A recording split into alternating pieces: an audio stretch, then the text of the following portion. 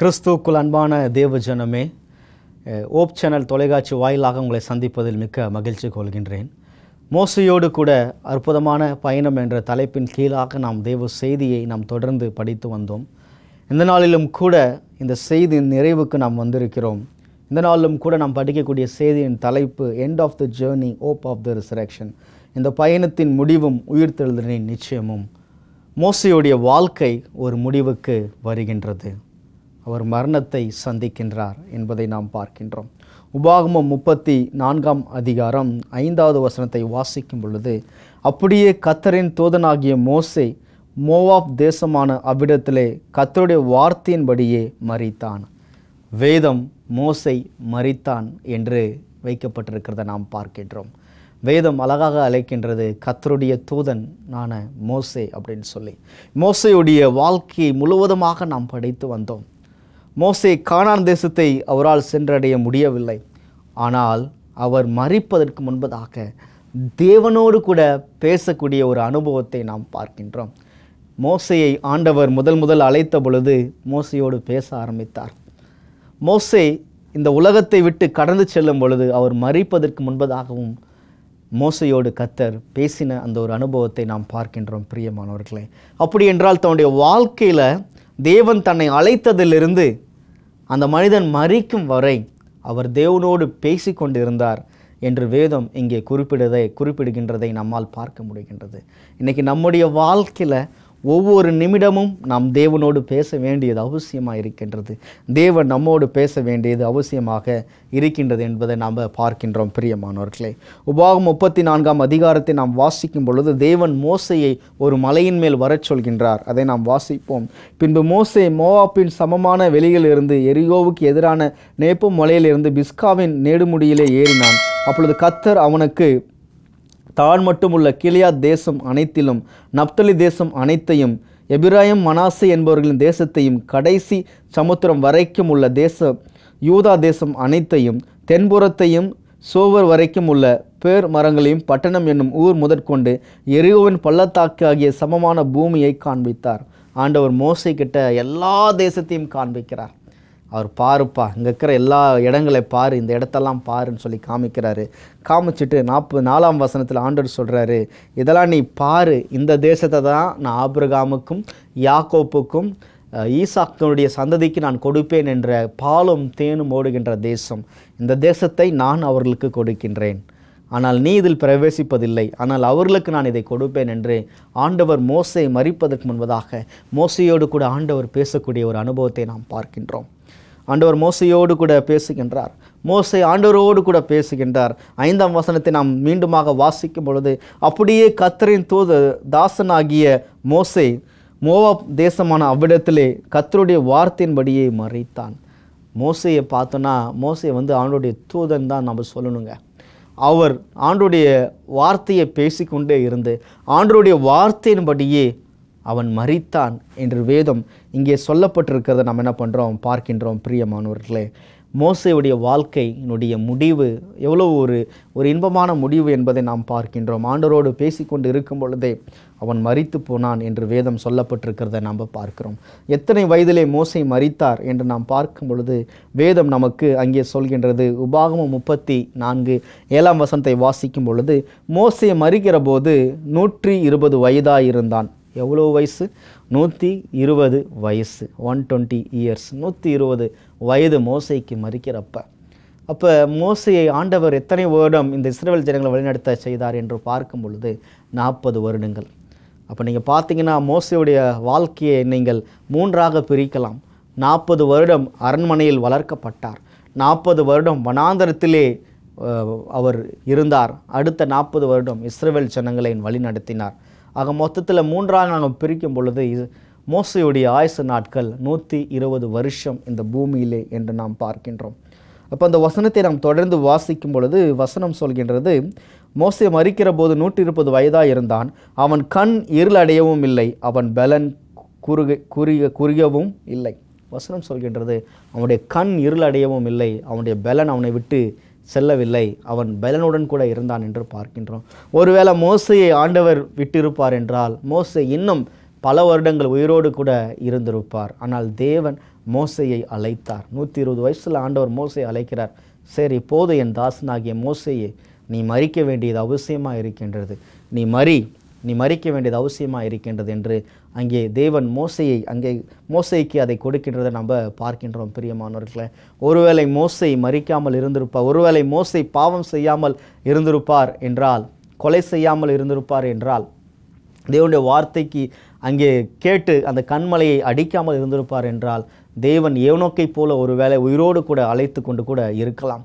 ஆனால் மோசே தன்னுடைய வாழ்க்கையில் பாவம் செய்த நிமித்தமாக அவர் மரணத்தை சந்தித்தார் என்று நாம் பார்க்கின்றோம். அவர் மரணத்தை சந்தித்தார் என்பதை நாம் பார்க்கிறோம். பிரியமானவர்களே, உபாகமம் 34:8 வாசிக்கும் பொழுது, இஸ்ரவேல் புத்திரர் மோவாப்பின் சமமான வெளிகளிலே மோசேக்காக 30 நாள் அழுது கொண்டிருந்தார்கள். மோசேக்காக அழுந்து துக்கம் கொண்ட நாட்கள் முடிந்தது.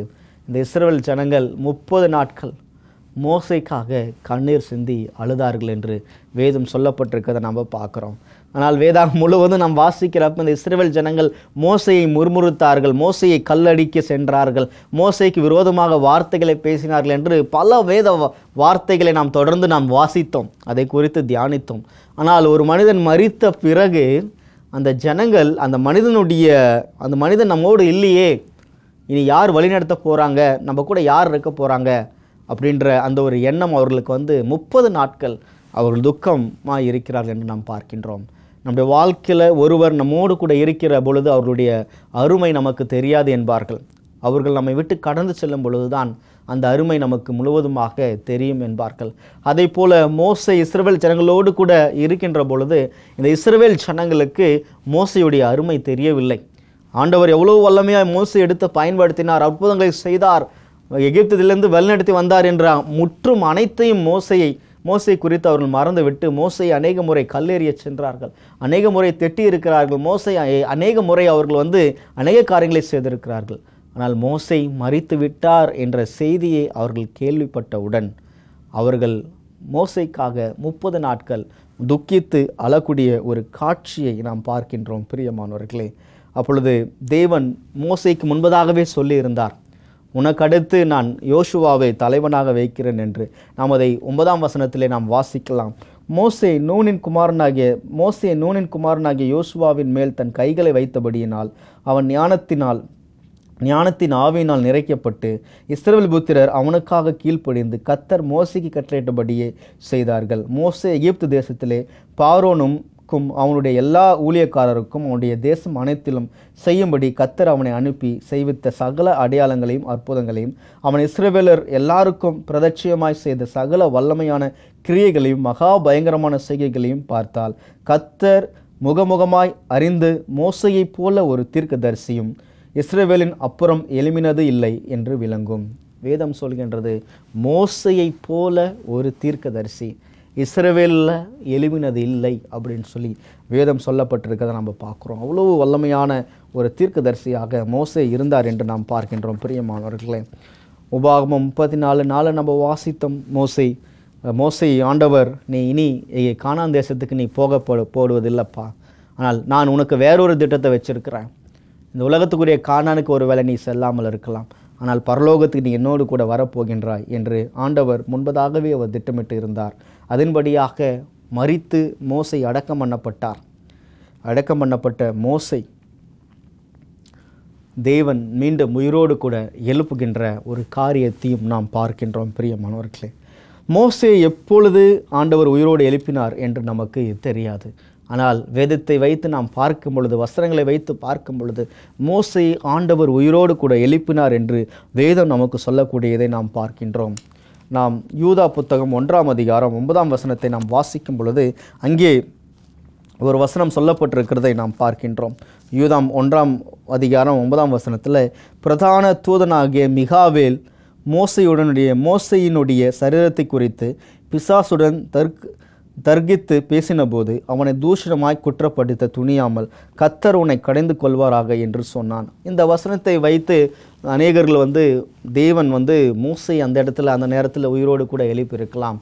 மோசை உயிரோடு கூட எழுப்புவதற்காக தேவன் வந்திருக்கலாம். அந்த நேரத்தில் சாத்தான், இல்லை இவன் எனக்குரியவன் என்று சாத்தான் அங்கே தேவனோடு கூட அங்கே தர்க்கம் பண்ணியிருக்கலாம் என்று சிலர் சொல்கின்றார்கள். ஆனால் வேதத்தை நாம் பார்க்கும் பொழுது தேவன் மோசேயை மீண்டுமாக உயிரோடு கூட எழுப்பினார். எழுப்பி பரலோகத்திற்கு தேவன் மோசேயை அழைத்து சென்றார் என்று நாம் பார்க்கின்றோம். ஒருவேளை நாம் கேட்கலாம், எப்படி அவர் பரலோகத்துக்கு சென்றார்? அதற்கான வசனங்கள் இருக்கின்றதா என்று நாம் பார்க்கும் பொழுது, ஆம், மார்க் 9ஆம் அதிகாரம் 4ஆம் வசனத்தை நாம் வாசிக்கும் பொழுது, இயேசுவானவர் அங்கே மலையிலே சென்று அங்கே ஜெபம் செய்து கொண்டு இருக்கும் பொழுது நாம் வாசிக்கலாம். மார்க் 9ஆம் அதிகாரம் 2ஆம் வசனம், 6 நாளுக்கு பின்பு இயேசு பேதுருவையும் யாக்கோப்பையும் யோவானையும் அழைத்து உயர்ந்த மலையின் மேல் அவர்களை தனியே கூடாரம் கட்டி கொண்டு போய் அவர்களுக்கு முன்பாக மறுரூபமானார்கள். அவருடைய வஸ்திரம் உறைந்த மலையைப் போல் பூமியிலே எந்த வண்ணமும் வெளுக்கக்கூடாத வெண்மையாய் பிரகாசித்தது. அப்பொழுது மோசேயும் எலியாவும் இயேசுவுடனே பேசுகிறவர்களாக அவர்களுக்கு காணப்பட்டார்கள். இங்கே 4ஆம் வசனத்தில் பார்க்கும் பொழுது மோசேயும் எலியாவும் இயேசுவோடன் கூட பேசுகிற ஒரு காட்சி இங்கே வைக்கப்பட்டிருக்கிறத நாம் பார்க்கின்றோம். இந்த இரண்டு தீர்க்கதரிசிகளை இயேசுவானவர் பார்த்து பேசுகின்றார் என்று பார்க்கின்றோம். அப்போ பரலோகத்திலிருந்து 2 தீர்க்கதரிசிகள் இறங்கி வந்து தேவனோடு கூட அவர்கள் பேசின இயேசுவோடு கூட அவர்கள் பேசின அந்த ஒரு காரியத்தை நாம் இந்த இடத்துல பார்க்கிறோம் பிரியமானவர்களே. அப்படி என்றால் நிச்சயமாகவே மோசேயை ஆண்டவர் உயிரோடு கூட எழுப்பியிருக்க வேண்டும் என்று இங்கே சொல்லப்பட்டிருக்கிறத நம்ம பார்க்கிறோம். எவ்வளோ பெரிய ஒரு பாக்கியம் மோசேக்கு பாருங்களேன். தன்னுடைய வாழ்க்கையில் இந்த பூமியில் அவர் எவ்வளவோ கஷ்டப்பட்டாரோ. 6 லட்சம் 30 லட்சம் ஜனங்களை அவர் மேய்த்து அவர்களை நடத்தினார். அவருடைய வாழ்க்கையில் ஒவ்வொரு நாளும் ஏதோ ஒரு பிரச்சனைகள் இருந்து கொண்டே இருந்தது. அவ்வளவு பாடுகளை சகித்து அவ்வளவு கஷ்டங்களை சகித்து பொறுமையாக இருந்தது நிமித்தமாக அவர் மரித்த உடனே தேவன் அவரை உயிருடன் எழுப்பி பரலோகத்துக்கு எடுத்துக்கொண்டார் என்பதை நாம் வேதாகமத்திலிருந்து பார்க்கிறோம் பிரியமானவர்களே. இதை எதற்கு நிச்சயித்து நமக்கு ஒப்பிட்டப்பட்டு இருக்கின்றது என்றால், நம்முடைய வாழ்க்கையின் முடிவிலே நாம் மரணிக்க நேரலாம். மரணம் எல்லாருடைய வாழ்க்கையிலும் வரக்கூடியதாக இருக்கின்றது. நம்முடைய வாழ்க்கையில் எல்லாரும் மரணத்தை சந்திக்கலாம். ஆனால் கிறிஸ்துவுக்குள் மரிக்கிறவர்கள் ஒரு நாள் உயிர்த்து எழுவார்கள் என்று வேதம் சொல்லப்பட்டிருக்கிறதை நாம் பார்க்கின்றோம் பிரியமானவர்களே. 1 தெசலோனிக்கேயர் 4ஆம் அதிகாரம் 13ஆம் வசனத்தில் வாசிக்கும் பொழுது 14ஆம் வசனத்தில் வாசிக்கும் பொழுது, இயேசுவானவர் மரித்த பின்பு எழுந்தார் என்று விசுவாசிக்கின்றோமே, அப்படியே இயேசுவுக்குள் நித்திரை அடைந்தவர்களையும் தேவன் அவரோடு கூட கொண்டு வருவார். கர்த்தருடைய வார்த்தையை முன்னிட்டு நாங்கள் உங்களுக்கு சொல்லுகிறோம், அதாவது கர்த்தருடைய வருகை மட்டும் உயிரோடு இருக்கிறோம் நாம் நித்திரை அடைந்தவர்களுக்கு முந்திக் கொள்வதில்லை.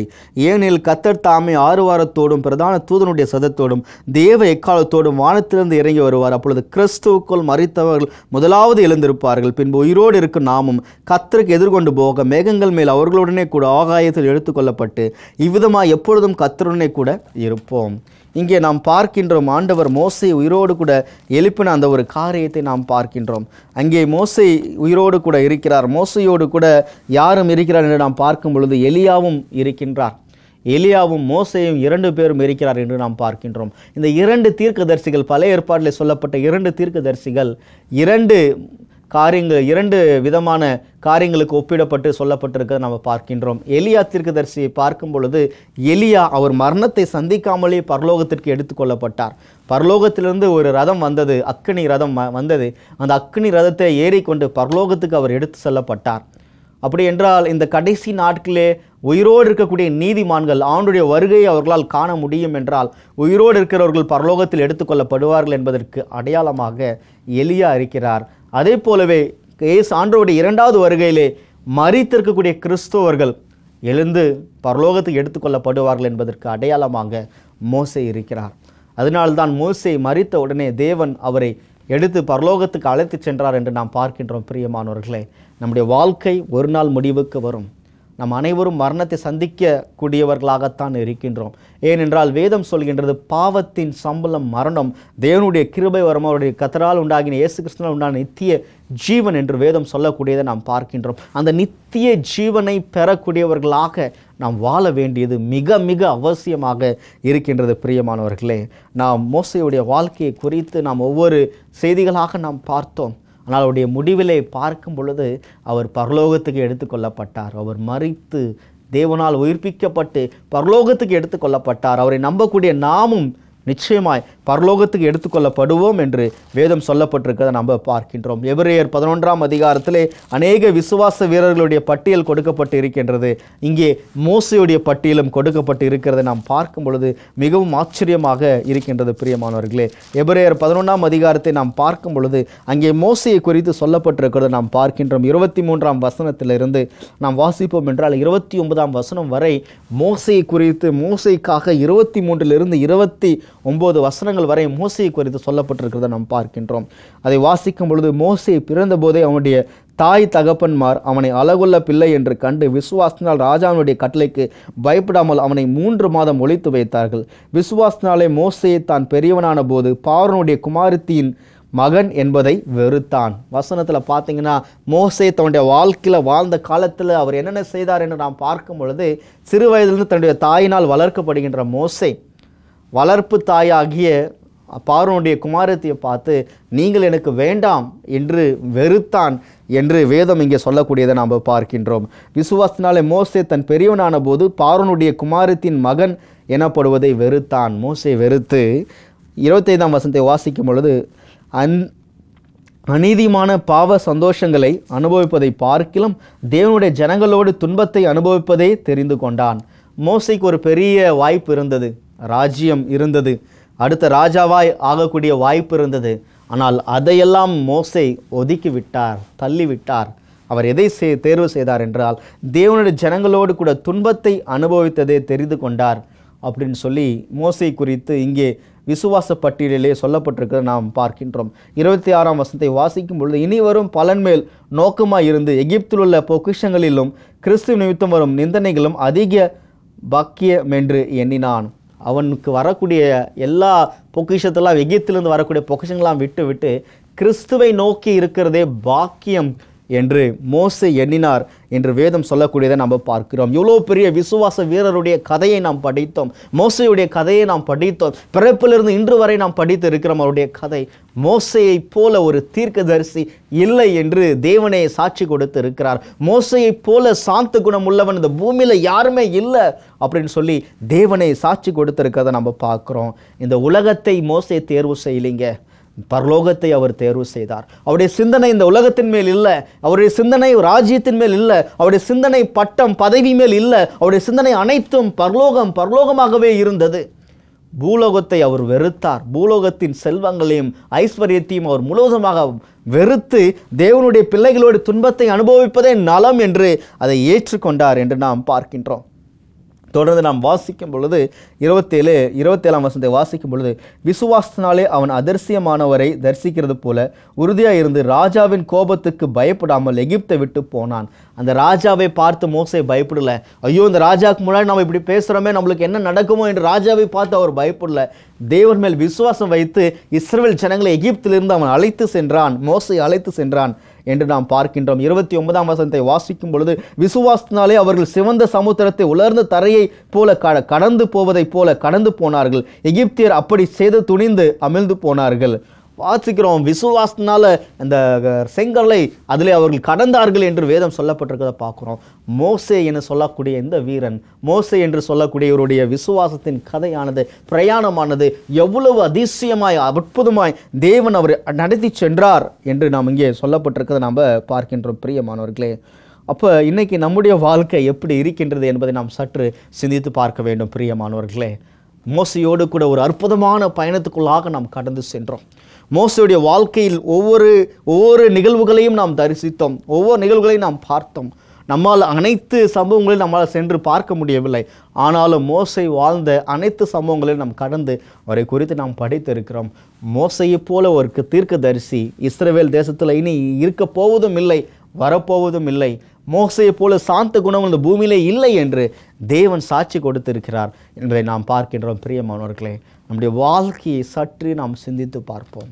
நம்முடைய வாழ்க்கையை சற்று நாம் சிந்தித்து பார்ப்போம். நம்ம என்ன செய்து கொண்டு இருக்கிறோம், என்ன செய்கின்றோம் என்பதை நாம் சற்று சிந்தித்து பார்க்க வேண்டிய ஒரு காலகட்டத்தில் இருக்கிறோம். பிரியமானவர்களே, என்னுடைய தந்தை, நான் சிறு வயதாக இருக்கும் பொழுது என்னுடைய தந்தை என்ன பண்ணுவார்னு சொன்னால், என்னை பள்ளிக்கூடத்திற்கு அழைத்து செல்வார். நாங்கள் படிக்கக்கூடிய பள்ளிக்கூடம் பெங்களூரில் இருக்கக்கூடிய சென்ட் ஃபாத்திமா அப்படின்ற ஒரு பள்ளிக்கூடத்தில் நாங்கள் படித்தோம். அது ஒரு முஸ்லீம் ஸ்கூல். அங்கே நாங்கள் படித்தோம். அப்போ என்னுடைய தந்தையார் என்ன செய்வார்னு சொல்லி பார்க்குறப்ப அந்த பள்ளிக்கூடத்திற்கு நாங்கள் கடந்து செல்ல வேண்டும் என்றால் அப்போ எல்லாம் சைக்கிள் தான் இருக்கும், சைக்கிள் தான் மிதித்து ஓட்டணும்.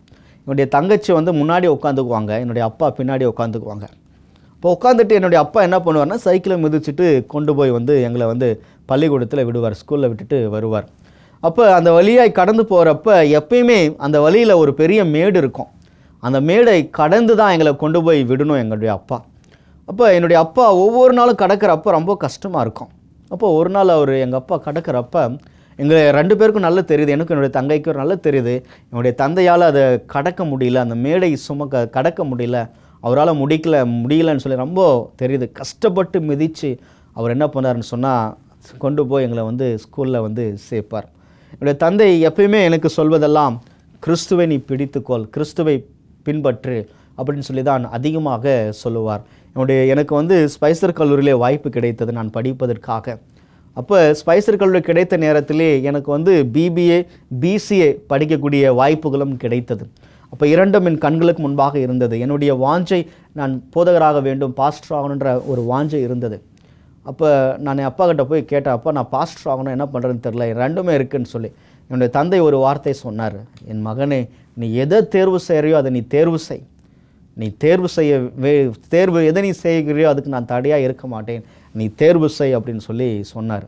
நான் அதை போலவே அந்த போதகர் படிப்பை படிக்க வேண்டும் என்று தேர்வு செய்தேன். அதை படிக்கும்படியாக ஸ்பைசர் கல்லூரிக்கு கடந்து சென்று பார்த்த பொழுது ஸ்பைசர் கல்லூரியுடைய நிலைமை பார்க்குறப்ப எனக்கு ரொம்ப பயமாயிடுச்சு. ஐயோயோ இதெல்லாம் நம்ம இங்கே படிக்க வேணாம், வேறு எங்கேயாவது படித்து நம்ம பாஸ்டர் ஆகிடலாம், இருக்கிறவங்களாம் பணக்காரங்க தான் படிக்க முடியும், நம்மளால் படிக்க முடியாது அப்படின்னு சொல்லி நான் பின்னோக்கி வரக்கூடிய நேரத்தில் என்னுடைய தந்தை என்னை பார்த்து சொன்ன ஒரே ஒரு வார்த்தை, நீ ஆண்டவருடைய படிப்பை படிக்காமல் வேறு எதை நீ படித்தாலையும் உன் வாழ்க்கையில் சந்தோஷமாக இருக்க முடியாது, ஆண்டவருடைய படிப்பை படி அப்படின்னு சொல்லி என்னுடைய தந்தை அதை என்னை படிக்கும்படியாக செய்தார். நான் அதை படித்து முடித்தேன். இன்று நான் போதகராக இருக்கின்றேன். என்னுடைய தந்தையோடு குறித்து நான் சொல்ல வேண்டும் என்றால், ஒரு இந்து பூஜாரியாக இருந்து இயேசு கிறிஸ்துவை ஏற்றுக்கொண்டு அவர் சண்டே கிறிஸ்டியனாய் மாறி அதுக்கடுத்து நான் அட்வென்ட்டிலே படித்தது மூலியமாய் அட்வென்ட் திருச்சபையின் சத்தியத்தை தெரிந்து கொண்டு அவரிடத்தில் சொல்லி அவர் அதை ஏற்றுக்கொண்டார். இன்று என்னுடைய தந்தை என்னோடு இல்லை, அவர் மரித்து விட்டார். ஆனால் அவர் வாழ்ந்த ஒவ்வொரு நாட்களும் கிறிஸ்துவுக்குள் வாழ்ந்தார் என்பதை என்னால் உணர முடிகின்றது. பிரியமானவர்களே, நம்முடைய வாழ்க்கையில் நாமும் மரணத்தை ஒரு நாள் சந்திக்க வேண்டியதாக இருக்கின்றது. கர்த்தராகிய இயேசு கிறிஸ்துவும் மரணத்தை சந்தித்தார். அருமையான பக்தனாகிய மோசையும் மரணத்தை சந்தித்தார். ஆனால் மோசை உயிர்த்தெழுந்தது போல, கிறிஸ்து உயிர்த்தெழுந்தது போல, கிறிஸ்துவுக்குள் மரிக்கின்ற அனைவரும் அவருடைய 2வது வருகையிலே உயிர்த்தெழுவார்கள் என்று வேதம் சொல்கின்றது. அந்த வருகைக்கு நீங்கள் ஆயத்தமாகின்றீர்களா? மோசையுடைய பிரயாணம் அல்ல, இன்று நம்முடைய பிரயாணம். மோசே அவருடைய பிரயாணம் முடிந்தது, இன்று நம்முடைய பிரயாணம் இயேசுவோடு கூட இருக்க வேண்டும். அவர் ஜேர்னி வித் ஜீசஸ், நம்மோடு கூட அந்த பிரயாணத்தை நாம் துவங்க வேண்டும். அந்த பிரயாணத்தை நாம் துவங்குவோம், பரலோகத்துக்கு நாம் ஆயத்தமாகுவோம். கண்களை மூடி ஜெபம் செய்வோம். நேசிக்கிற அன்பின் தகப்பனே, இந்த செய்திகளை நீர் கேட்கும்படியாக நீர் செய்த மகத்தான கிருபைக்காக உமக்கு நன்றி கர்த்தரே. இந்த செய்தியை கேட்ட அனைவரையும் கர்த்தர் நீர் ஆசீர்வதிங்க, அவங்களை தொடுங்க கர்த்தாவே. பரலோகத்துக்கு எங்களை நாங்கள் ஆயத்தப்படுத்த உம்மோடு கூட எங்களுடைய பிரயாணங்களை நாங்கள் வைக்க கர்த்தர் தாமே நீர் கிருபை செய்யும்படியாய் ஜெபிக்கிறேன். இந்த செய்தி கேட்ட அனைவரும் உம்முடைய வார்த்தையினாலே தொடப்பட்டு அவர்கள் உம்முடைய வழியிலே நடக்க கிருபை செய்யுங்க. இயேசுவின் நாமத்தினால் கேட்கிற எங்கள் பிதாவே, ஆமென். கர்த்தர் தாமே எங்களோடு கூட இருந்து உங்களை ஆசீர்வதித்து தொடர்ந்து நடத்துவாராக. கர்த்தரோடு கூட இந்த பிரயாணத்தை அவருடைய வருகை வரை நாம் தொடருவோம். கர்த்தர் நம்மோடு இருப்பாராக. ஆமென்.